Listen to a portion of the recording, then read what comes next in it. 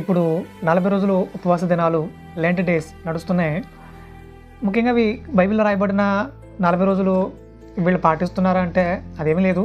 వీళ్ళు సొంతంగానే ఒక 40 రోజులు పెట్టుకున్నారు, వాటిని పాటిస్తున్న పరిస్థితి.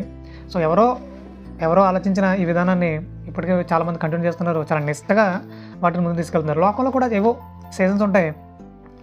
వర్షాకాలం, శీతాకాలం, ఎండాకాలం అన్నట్టు ఇక్కడ క్రైస్తవంలో కూడా కొన్ని సీజన్లు ఏర్పడ్డాయి. ముఖ్యంగా క్రైస్తవంలో సీజన్లు ఉండకూడదు, నిరంతరం వాక్యం ప్రకటింపడమే జరగాలి. కానీ కొన్ని సీజన్లు తీసుకొచ్చారు. డిసెంబర్ వచ్చిందంటే ఇది క్రిస్మస్ నెల అంటారు, మార్చి నెల వచ్చిందంటే ఇగో శ్రమదినాలు అంటారు, ఇగో మట్లాద్వారం అంటారు, గుడ్ ఫ్రైడే అంటారు, ఈస్టర్ అంటారు. ఇలా కొన్ని పండుగలు తీసుకొచ్చారు. ముఖ్యంగా అవి పండగల అంటే ప్రతి క్రైస్తవుడు చేసుకోవాల్సిన పండుగలు అవి. లేదంటే క్రైస్తవంలో పండుగలు కాకుండా ఇంకేమైనా ఉందా అంటే అసలు క్రైస్తవుల పండుగలే లేవు అంటున్నాడు.